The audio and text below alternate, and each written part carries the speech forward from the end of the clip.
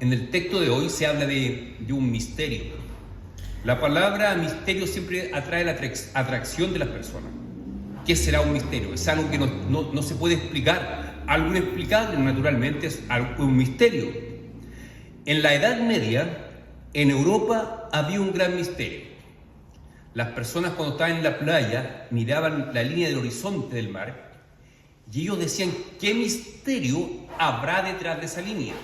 Porque en aquella época, particularmente en Europa, todas las personas pensaban que la Tierra era plana. Y ellos pensaban que detrás de esa línea del horizonte había un profundo abismo y ese abismo estaba lleno de monstruos. Si alguien se caía, si algún barco caía ese abismo, era devorado por los monstruos. Esto pensaban las personas, pero al mismo tiempo reconocían que nadie había visto eso. Por lo tanto, era un misterio saber qué había debajo de esa línea del horizonte.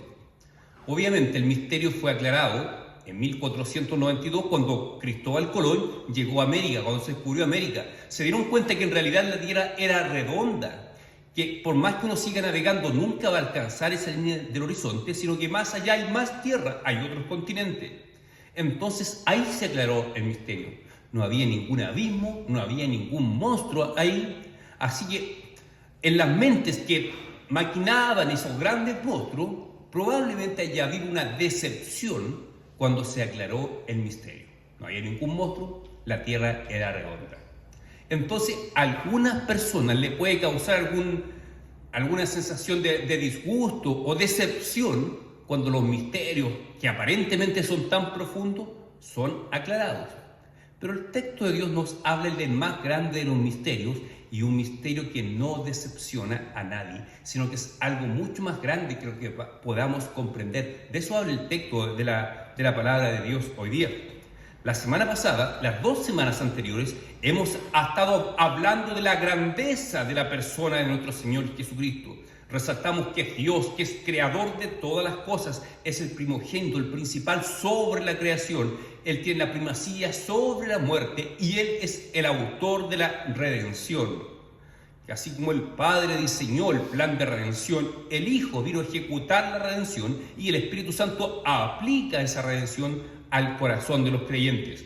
Así que Cristo es el autor de la redención, nos rescató de nuestra pasada forma de vivir, forma vana, conforme a pecados, conforme a actitudes corrompidas. Estábamos muertos en nuestros pecados.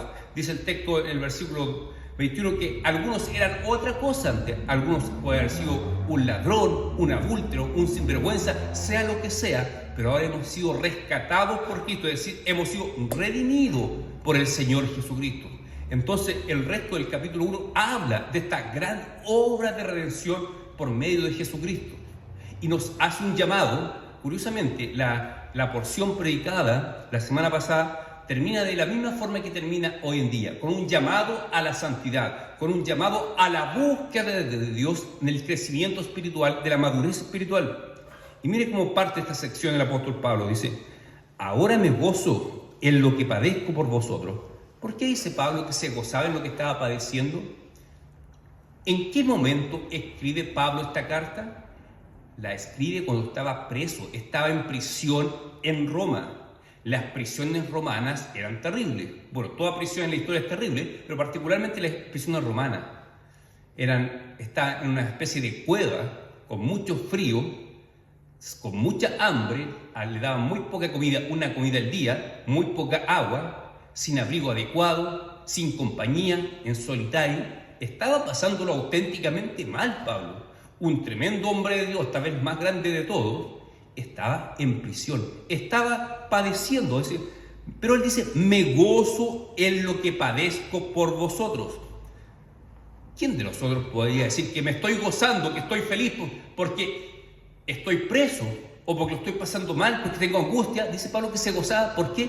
Por vosotros. Porque Pablo reconocía que la circunstancia nefasta que él estaba viviendo, sin embargo, redundaría en bendición para la iglesia. ¿Por qué? Porque estando preso Pablo, lo visitó este hombre Epáfras, que es el fundador de la iglesia de Colosas, claro, los colosenses, y tuvo la oportunidad de enterarse de lo que estaba ocurriendo en esta iglesia y tuvo la oportunidad de escribir esta carta para la edificación de esta iglesia. En realidad, en esa prisión escribió cuatro cartas Pablo. Escribió Colosenses, escribió Efesios, Filipenses y Filemón. Esas 4 cartas las escribió Pablo en prisión. Cartas que son nuestra herencia cristiana, que son palabra de Dios para la iglesia de todas las épocas, fueron escritas en prisión. Así que Pablo tenía claro que a pesar de que lo estaba pasando mal en esa mazmorra, Dios lo iba a usar en esa situación para ser de bendición para la iglesia. Por eso dice, ahora me gozo en lo que padezco por vosotros y cumplo en mi carne lo que falta de las aflicciones de Cristo por su cuerpo, que es la iglesia. Dice, cumplo las aflicciones que faltan de Cristo. Una mala comprensión de la obra de Cristo puede hacernos pensar que tal vez la obra de Cristo, los sufrimientos padecidos por Cristo no fueron suficientes para nuestra salvación. Parecía que uno tuviera que agregarle algo más. Yo tengo que sufrir para poder completar mi salvación. De hecho, hay tendencias teológicas, el catolicismo romano piensa eso, que el sacrificio de Cristo no es suficiente, sino que yo tengo que agregar algo más, tengo que agregar una obra personal para poder ser salvo. No es suficiente solamente con creer en Cristo, dicen ellos, yo tengo que hacer obras para poder auténticamente ser salvo. Nosotros declaramos con fuerza, somos salvos solamente y únicamente, exclusivamente por la obra de Cristo en la cruz. Entonces, ¿cómo entender esto que dice Pablo acá? ¿Cumplo en mi carne lo que falta de las aflicciones de Cristo? Hay que entenderlo de la siguiente forma. El Señor Jesucristo dijo, si a mí me han perseguido, a ustedes también los van a perseguir. Si a mí me han maltratado, a ustedes también los van a maltratar. Porque el discípulo no es mayor que su maestro. Si al Señor, que es nuestro maestro, lo maltrataron, también van a maltratar a sus seguidores. Lo dice la palabra del Señor. Todo aquel que quiera vivir la vida piadosa padecerá persecución. Es decir, todo aquel que quiera ser un auténtico seguidor del Señor Jesucristo va a padecer persecución.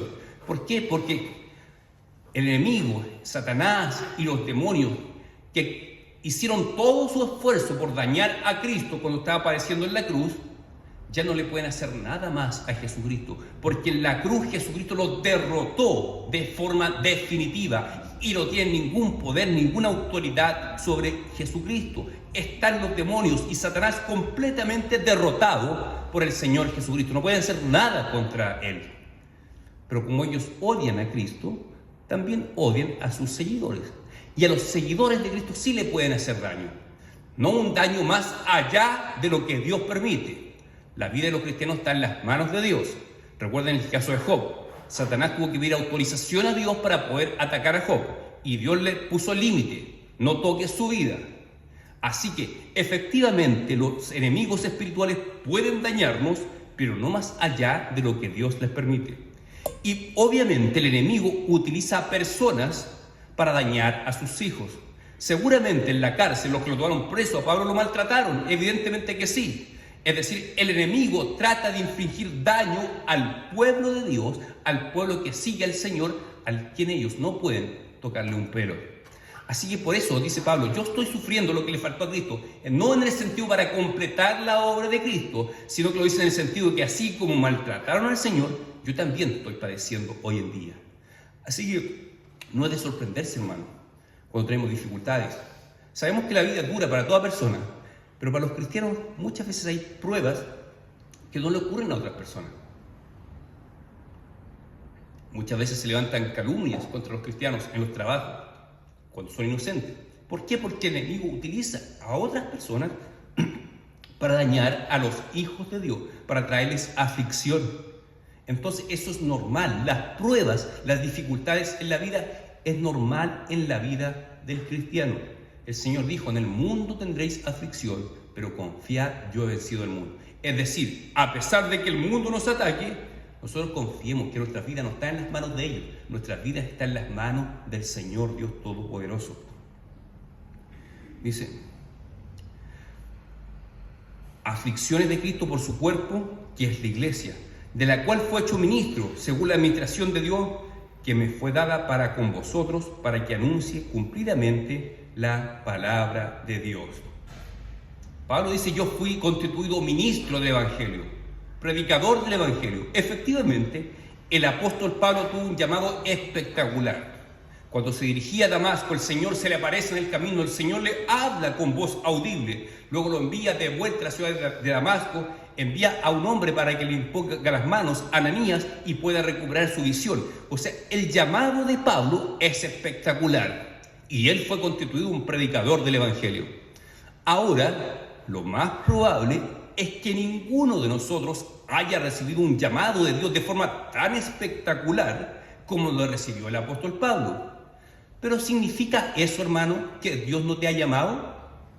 Porque no has visto a Jesucristo crucificado, porque no has escuchado su voz audible, ¿significa que el Señor no te ha llamado?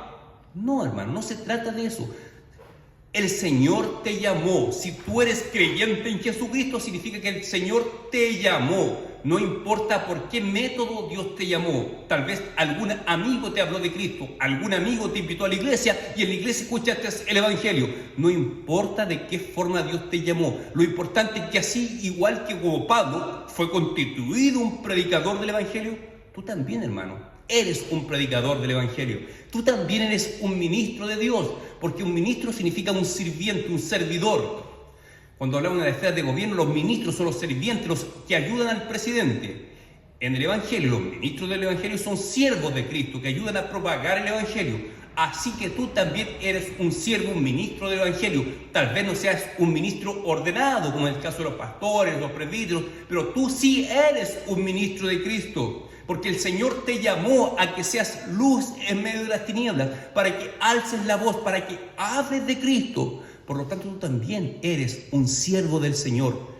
Independiente que no tengamos un llamado tan espectacular como el de Pablo, sin embargo, todos somos llamados a ser siervos y predicadores del Evangelio.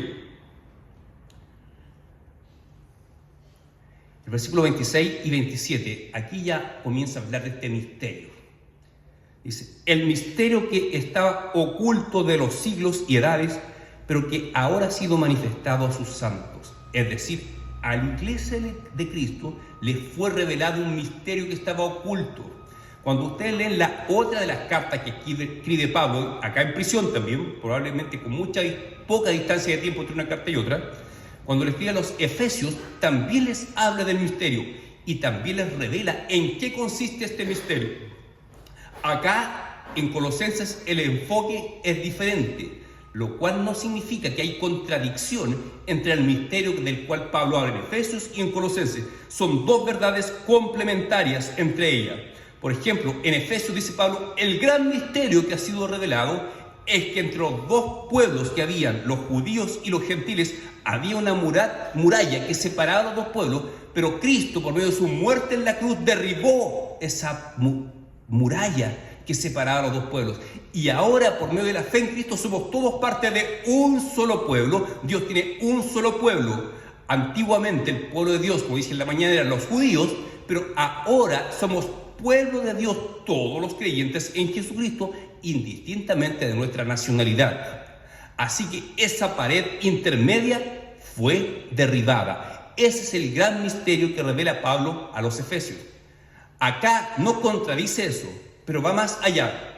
Dice, el misterio que había estado oculto de los siglos y edades, pero que ahora ha sido manifestado a sus santos, a quienes Dios quiso dar a conocer las riquezas de su gloria de este misterio entre los gentiles, que es, aquí dice, aquí va a revelar cuál es el gran misterio, dice, que es Cristo en vosotros, la esperanza de gloria. El gran misterio que nos está revelando la palabra de Dios, que Cristo el Señor, el creador de todo el universo, ahora mora dentro de nosotros por medio de su Espíritu Santo.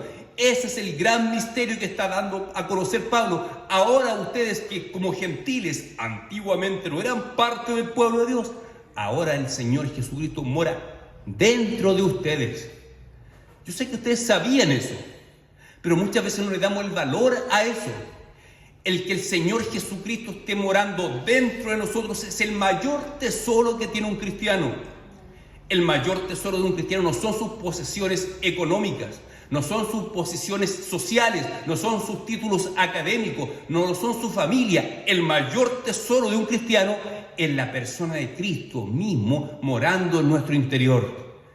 Y cuando miramos hacia atrás nuestra vida, Ahora comprendemos cómo es que hemos podido soportar tantas pruebas y aún así permanecer firmes en Cristo. Hay cristianos que han soportado pruebas terribles. Hay cristianos que han padecido persecución, particularmente en África y Asia, han sufrido torturas, muerte de sus familias, han matado a sus hijos delante de ellos. Sin embargo, los hermanos han permanecido firmes en su fe. ¿Por qué? Porque Cristo que mora en su interior los sostiene. Hay cristianos, tal vez en nuestro contexto no hemos padecido ese tipo de persecución, ni torturas, ni muerte por causa de nuestra fe, pero eso no significa que los cristianos que vivimos en Occidente no padezcamos pruebas fuertes. Hay cristianos que han tenido que soportar la muerte de sus hijos pequeños.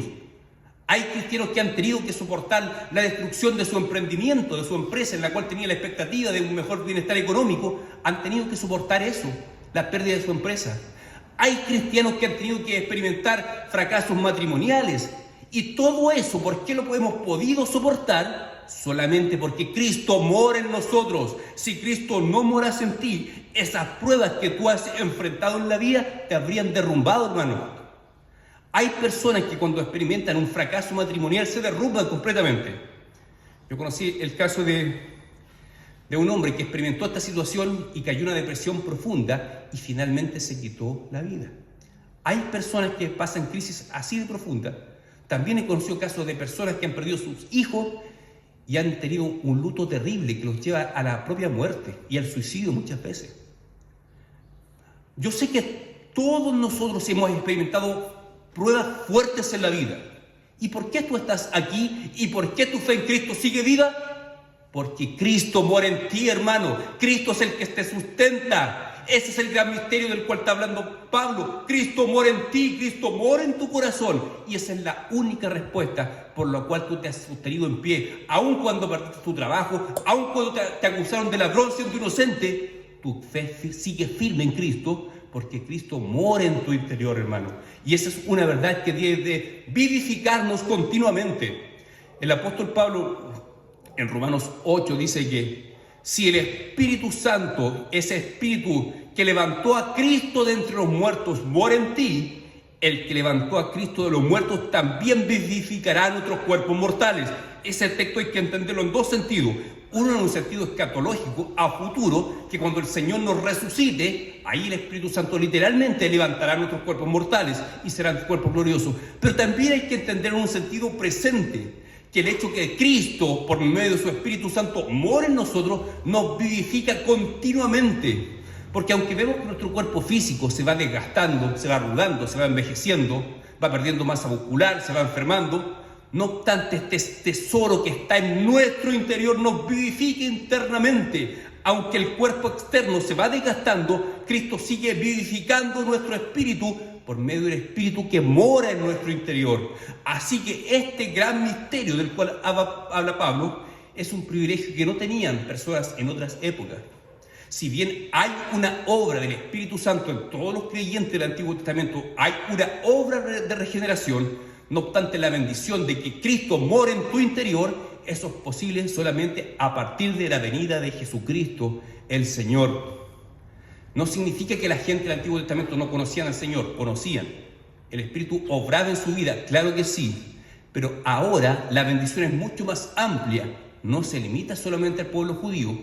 Personas de todas las naciones, de todas las razas pueden creer en Jesucristo y la obra del Espíritu Santo es más intensa a partir de la venida de Cristo, a partir de Pentecostés es más intensa la obra del Espíritu Santo en nosotros. Así que es un gran privilegio, es un misterio que antes no había sido revelado, pero por medio de Cristo nos es revelado. Dice, ¿a quién anunciamos? Amonestando a todo hombre. Pablo tenía claro que como ministro del Evangelio tenía que amonestar a las personas. La mañana en el devocional, el hermano Eduardo decía, a nadie le agrada ser disciplinado, a nadie le agrada que le llamen la atención, que lo corrijan. Pero también déjame decirte que tampoco es agradable amonestar a las personas, llamarles la atención. Yo creo que Pablo lo diría claro. Tampoco era agradable para Pablo corregir siempre a las iglesias los errores, confrontar sus pecados. Pero él lo hacía porque tenía claro que era su deber como siervo de Cristo. Así también nosotros tenemos ese deber. Es grato darle ánimo a un hermano, abrazar a un hermano, darle consuelo. Pero ¿qué pasa cuando hay que corregir a un hermano? Cuando hay que señalarle su pecado. Hermano, tú estás mal. Si sigues así, el Señor no te va a bendecir. Tu pecado es este y este otro. Tú tienes que cambiar. Y lo enrostramos al hermano. Eso no es agradable, pero tenemos que hacerlo. Recuerden que ustedes también son siervos de Cristo. Por lo tanto, también son, así como son llamados a predicar el Evangelio, a hacer de bendición, también somos llamados todos, no solamente el pastor. Cada cristiano también está llamado a corregir a otros hermanos, a amonestar a otros hermanos que no están haciendo bien las cosas. Dice, anunciamos, amonestando a todo hombre y enseñando a todo hombre en toda sabiduría. Aquí está la clave. Pablo tiene claro que no es fácil corregir. Las personas son sensibles, se molestan, pero él dice que lo hacía con sabiduría. Por lo tanto, hermano, cuando nos toque corregir a alguien, hay que hacerlo con sabiduría. Claro, es sencillo decirlo, hay que hacerlo con sabiduría. Pero ¿qué pasa cuando uno carece de sabiduría? Bueno, la palabra de Dios nos dice, Santiago capítulo 1 dice, si alguno tiene falta de sabiduría, pídala a Dios. Hermano, si tú quieres corregir, llamarle la atención a alguien, pero no sabes cómo hacerlo, tienes miedo de meter las patas, pídele sabiduría a Dios, que el Señor te ayude a hacerlo de forma correcta. Proverbios 1:7 dice que el principio de la sabiduría es el temor de Jehová. O sea, Dios concede sabiduría a aquellos que temen a Dios. Si tú eres una persona que no manifiesta temor a Dios en tu vida, por más que pidas y pidas sabiduría, Dios no te la va a conceder. Tienes que pedir, por supuesto que sí, pero también tienes que cultivar el temor a Dios, porque el temor a Dios es el principio de la sabiduría, dice Proverbio. Cuando las personas son sabias es porque hay temor a Dios en su vida. Su forma de vivir revela que hay temor a Dios, un sentido de profunda reverencia hacia Dios, hacia la palabra de Dios, hacia Dios mismo. Así que Pablo dice, amonesten, pero háganlo con sabiduría. ¿Es difícil tener sabiduría? Sí. Tenemos que pedirla y cultivar el temor al Señor para poder crecer en sabiduría y ser atinados a la hora de corregir a un hermano. Porque cuando uno intenta corregir a un hermano que está en pecado, pero lo hace sin sabiduría, generalmente resulta en algo peor. Se endurece más el hermano o se aleja de la iglesia. Por lo tanto, Pablo dice que él corrige, pero con sabiduría. Y enseñando a todo hombre en toda sabiduría, a fin de presentar perfecto en Cristo Jesús a todo hombre. ¿Cómo es esto que Pablo se propone, presentar a todo hombre perfecto delante del Señor? Aquí hay que esclarecer un poco el concepto de perfección en la Biblia. Cuando dicen alguien perfecto, es alguien que no tiene fallas, que es bueno en todo lo que hace y no tiene ningún error. No existe un ser humano perfecto en ese sentido. Si lo llevamos al plano más espiritual, alguien podría decir alguien perfecto es alguien que jamás peca. ¿Existen personas que jamás pequen? No, no existen personas que jamás pequen. Entonces, para entender el concepto de un hombre perfecto que utiliza acá Pablo, es necesario ir a otro pasaje de las Escrituras que nos arrojen más luz. Por ejemplo, Mateo capítulo 6, el Sermón del Monte, que lo puse hace como 2 años atrás, el Sermón del Monte. En Mateo capítulo 6, el Señor está diciendo, amen a sus enemigos, bendigan a aquellos que los maldicen, amen a aquellos que los persiguen y los odian a ustedes. ¿Qué sentido tiene de amar solamente al que te ama a ti? Incluso los impíos, los perversos hacen eso. La gente mala, que no creyente, también valora a los que los tratan bien a ellos. ¿Pero qué sentido tiene eso? Lo que tú tienes que hacer es bendecir al que te maldice, amar a aquel que te tiene mala y que te busca hacer daño. Aprende a amar a esas personas. Y luego dice el texto siguiente en Mateo 6, y de esa forma seréis perfectos como vuestro Padre es perfecto. Es decir, la perfección cristiana significa lo siguiente, hermano. Significa tener la madurez espiritual suficiente para amar incluso a aquel que a mí me aborrece. Eso se deduce en Mateo 6. Hay una consecuencia entre amar a los enemigos y ser perfecto. Ser perfecto como vuestro Padre es perfecto. Claro. ¿Nuestro Padre nos ama? Sí. ¿Nosotros le fallamos a Dios? Por supuesto que sí. Y sin embargo, Él nos sigue amando. Por lo tanto, la perfección apunta a eso, a tener la madurez espiritual suficiente de ser capaz incluso de amar a aquel que te aborrece. Así que cuando Pablo dice presentarlo perfecto, dice Pablo está trabajando en la edificación de la iglesia para que la iglesia madure espiritualmente, para que pueda comprender que los enemigos son de tipo espiritual, como dice en Efesios 6. Tenemos guerra contra huestes espirituales, no contra personas de carne y sangre. Entonces Pablo se esfuerza en trabajar, en instruir a la iglesia, enseñarle. Ustedes tienen que amar a aquellos que los persiguen. Pablo estaba siendo perseguido, estaba preso. No es fácil, no es sencillo. Por eso dice que Pablo trabaja y trabaja para presentar a los cristianos como perfectos. Eso en el sentido presente. Ahora, en el sentido escatológico futuro, obviamente seremos presentados santos y sin mancha, como señalé, me parece que la semana pasada, porque seremos presentados lavados por la sangre del Cordero, y nuestra justicia no es nuestra, sino que la justicia de Cristo es la que nos recubre, y ese día del juicio final Dios dirá: ven, benditos de mi Padre. Nos tratará como si fuésemos santos y sin mancha, como si nunca hubiésemos pecado. Seremos perfectos delante de Él, pero no por nuestra experiencia, sino que por la obra de Cristo. Esto en el sentido escatológico futuro, pero en el sentido presente apuntamos a la perfección en relación a la madurez espiritual, como lo señalé recién. Dice, para lo cual también trabajo luchando. O sea, Pablo luchaba, él trabajaba, él como pastor, como predicador luchaba, predicaba, enseñaba, confrontaba a falsos maestros. Para lo cual también trabajo luchando según que la potencia de él, el cual actúa poderosamente en mí. Hay otras versiones que me gustan más, que traduce aquí: el poder de Dios actúa en mí. Acá la Reina Valera tradujo la potencia de Él. Pero sabemos que se refiere al poder de Dios que actúa en Él. Es decir, todo el esfuerzo que Pablo hacía dependía del poder de Dios, el cual actúa poderosamente en mí. Y ahora entendemos por qué leímos esa lectura alternada antes de predicar este sermón. Cuando Pablo en 2 Corintios, cuando tenía el aguijón en la carne, dice que clamó al Señor 3 veces para que lo sane, y el Señor le dijo: bástate de mi gracia, porque mi poder se perfecciona en la debilidad. Dice, por tanto, Pablo, de buena gana me gloriaré en mis debilidades, para que repose sobre mí el poder de Cristo. O sea, Pablo, cuando confesaba al Señor sus debilidades, confesaba su incapacidad, su impotencia para llevar a cabo la obra de Dios, ahí el poder de Dios se movía en Pablo. Pues todo mi trabajo, todos mis esfuerzos por edificar la iglesia son hechos según el poder de Dios. Claro, él sabía que era difícil, era tan difícil que era imposible. Por lo tanto, pedía el socorro de Dios para poder cumplir su ministerio. Y ahí el poder de Dios se movía, actuaba sobre él. Y como he dicho anteriormente, el poder de Dios no tiene nada que ver con manifestaciones externas de nuestro cuerpo. Es el poder para predicar el Evangelio, tener sabiduría para corregir, poder para vivir en santidad, para vencer al pecado. Todo eso es el poder de Dios que se manifestaba en la vida del apóstol Pablo.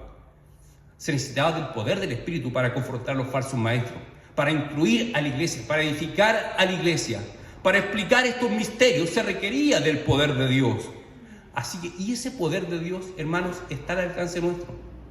En los tiempos del Antiguo Testamento, el poder de Dios, la plenitud del Espíritu Santo, operaba solamente en algunas pocas personas elegidas por Dios, los profetas, en alguna ocasión los reyes. Pero ahora en el nuevo pacto, el poder de Dios, la plenitud del Espíritu Santo está al alcance de todo creyente. Una cosa es que nos estemos echando mano del poder, que nos estemos pidiendo del poder de Dios, pero eso no significa que no esté a nuestro alcance. Mientras tú más buscas al Señor, mientras más confiesas tu debilidad y tu incapacidad al Señor, eso abre las puertas para que el poder de Dios fluya en tu vida, fluya en el día a día. Así que Pablo, en ninguna parte leemos que Pablo se queje y diga: estoy cansado de predicar y muy pocos se convierten, estoy cansado de enseñar a esta iglesia dura que no entiende nunca. Nunca vemos a Pablo usando esas palabras. ¿Por qué? Porque dice que todo su esfuerzo era según el poder de Dios que operaba en él. Yo sé que todos nos cansamos de repente de hablarle a personas testarudas que no creen en el Evangelio. Nos cansamos de corregir a los hijos que nunca hacen caso, nunca se disciplinan. Nos cansamos, sí, nos pasa todo.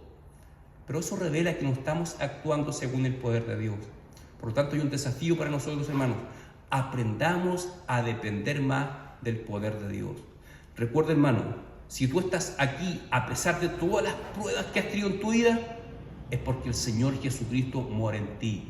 Y el Señor Jesucristo quiere abundar en presencia, en su espíritu, en su poder en tu interior. Quiere fortalecerte en tu interior, pero es necesario que reconozcamos nuestra incapacidad delante de Él. Y eso hace que el Señor mueva su mano poderosa en nuestras vidas.